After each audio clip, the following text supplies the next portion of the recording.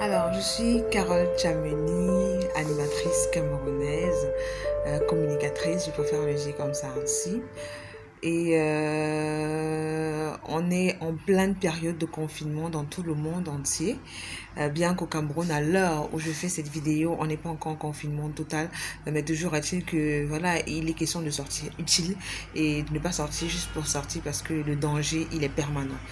Alors, où est-ce que j'étais au moment où je reçois la nouvelle? Effectivement, je suis du côté de la Côte d'Ivoire parce que j'y étais pour simplement représenter le Cameroun en tant qu'animatrice lors de l'événement qu'on appelle le MASA, le marché des arts et du spectacle d'Abidjan. Alors, donc, nous étions un groupe de Camerounais sur place pour donc représenter le Cameroun, chacun dans son domaine d'activité. Alors, il était question pour nous de retourner au Cameroun le 18 après le dit événement, puisque nous sommes arrivés en Côte d'Ivoire le 5 mars et l'événement en lui-même avait commencé le 7.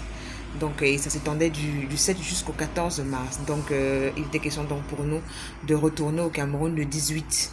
Donc, c'est à cette date-là que nous avons pris nos billets de retour. Malheureusement, je veux dire quoi, la fermeture des frontières a été prononcée au Cameroun le 17 soir, donc dans les coups de 17h, 18h par là. Alors, une fois la nouvelle entendue, ce que nous avons fait simplement, c'est que nous avons contacté l'ambassade du Cameroun et ils nous ont certifié ce jour-là que nous avions la possibilité de retourner au Cameroun du fait que nous étions du fait que nous étions des résidents camerounais. Donc on était rassurés et tout, on a fait nos bagages normalement. Pardon, on a fait nos bagages normalement. Et le 18 matin, effectivement, puisque notre vol était prévu normalement pour 19h, mais le matin, nous nous sommes rendus du côté de l'aéroport.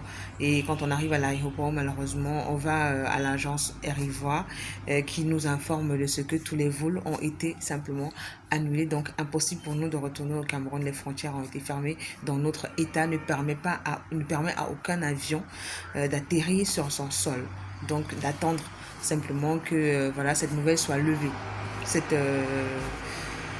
soit levée, voilà. Donc, on était contraints de rentrer dans nos hôtels, faire des dépenses qui étaient imprévues du fait que normalement, quand vous voyagez, c'est vrai, vous mettez toujours un surplus, mais sur place, il y a toujours des dépenses en plus que vous faites. Donc, du coup, on était un peu coincés du fait que, voilà, il fallait prolonger sa date de départ, il fallait prolonger les paiements et tout ça. Donc, il fallait payer en plus parce qu'il fallait forcément rester quelque part. Mais on s'est débrouillé comme on a pu, du moins avec ceux qui étaient préparés, heureusement. On l'a fait, mais maintenant ceux qui n'étaient pas préparés, c'était un tout petit peu compliqué pour eux. Alors, ils ont dû simplement essayer de trouver des amis, des personnes qui pouvaient les héberger pour pouvoir vivre. Bien entendu, il n'y avait pas que nous, le groupe de Camerounais qui étions partis représenter le Cameroun qui était en Côte d'Ivoire. Il y avait des hommes d'affaires qui y étaient, il y avait des gens qui étaient venus pour des réunions et tout. Donc du coup, c'était vraiment, vraiment complexe, quoi. Mais toujours est-il que nous sommes rendus à l'ambassade ce même 18 et il y a une liste qui avait été ouverte et un groupe WhatsApp qui avait été créé où voilà tout le monde qui était au Cameroun, tout le monde qui était en Côte d'Ivoire, tout Camerounais qui était en Côte d'Ivoire résident et qui voulait rentrer au pays devait s'inscrire simplement pour avoir les informations voilà dès que elle sera arrivée de ce côté-là. Donc ce qui a été fait, donc nous sommes rentrés dans nos hôtels après les appartements qu'on a loués. Bon, c'était tranquille, il n'y avait pas de souci, mais il n'y avait que le stress parce qu'on ne savait pas exactement quel jour on allait revenir au Cameroun. Heureusement, ça n'a duré que 2 semaines par là. Et mardi dernier, finalement, nous sommes donc revenus au Cameroun. Alors, une fois arrivés à l'aéroport, nous avons été directement dirigés vers des hôtels où on devait nous garder en quarantaine pendant 14 jours.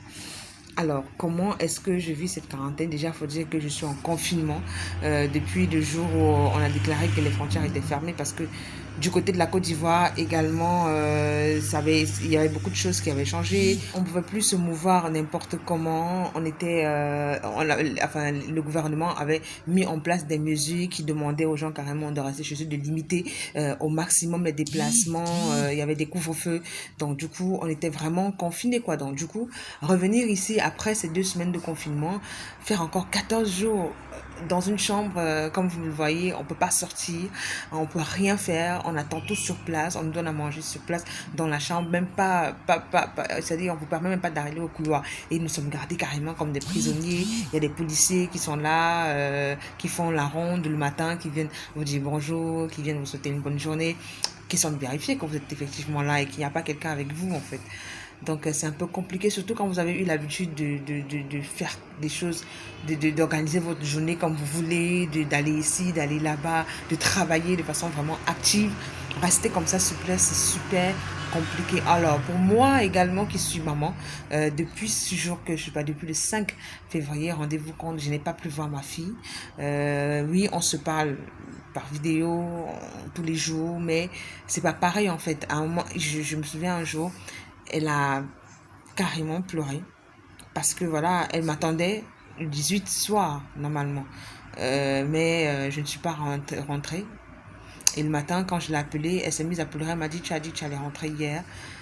Et il fallait lui expliquer ce qui se passait. Oui, elle avait déjà arrêté l'école. Elle savait qu'elle ne partait plus à l'école à cause du coronavirus, mais maintenant il fallait lui expliquer en plus que les frontières avaient été fermées, donc du coup je ne pouvais pas rentrer, mais je rentrerai bientôt. Heureusement, elle est très compréhensive et très intelligente surtout. Donc du coup on se parle tous les jours. Elle sait que je suis en quarantaine et que très bientôt je vais rentrer à la maison. Alors on espère simplement arriver au bout de ces 14 jours en santé, sains et saufs, et retrouver nos familles, retrouver ceux qui nous sont chers.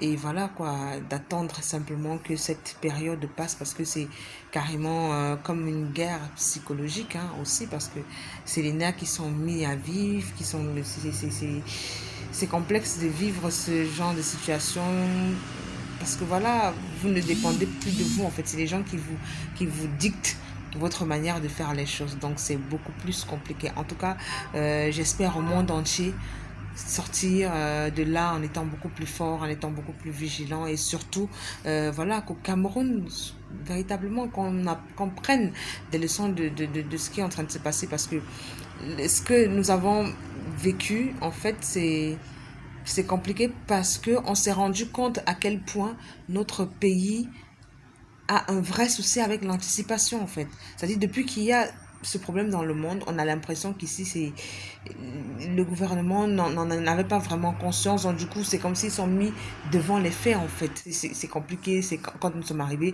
c'est avec nous dans le bus qu'on venait négocier des chambres dans les hôtels, c'est bref, on a un peu souffert de cela, mais heureusement voilà, finalement on est rentré dans les hôtels, nous sommes bien encadrés et tout le reste. Mais ce qui est de positif aussi dans ce confinement, c'est que on resserre les liens avec la famille, on resserre les liens avec ceux qui nous sont chers.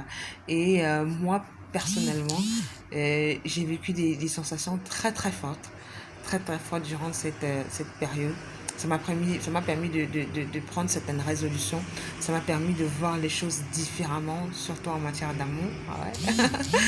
Ouais. En tout cas, j'espère ressortir de là avec quelque chose de beaucoup plus positif. Donc, chacun de son côté, je pense qu'on devrait mettre à profit simplement cette période qui ne nous est pas donnée tous les jours, parce que tout le temps on est toujours en train de courir, on est en train d'aller ici et là, on n'a pas le temps de regarder autour de nous. Je crois que ça permettra vraiment de voir les choses sous un autre angle en fait, et de savoir que voilà, il y a des choses qui sont beaucoup plus importantes que l'argent, qui sont beaucoup plus importantes parfois même que le travail. Ouais, donc jusqu'ici moi je vais bien, Inch'Allah, j'espère vous retrouver également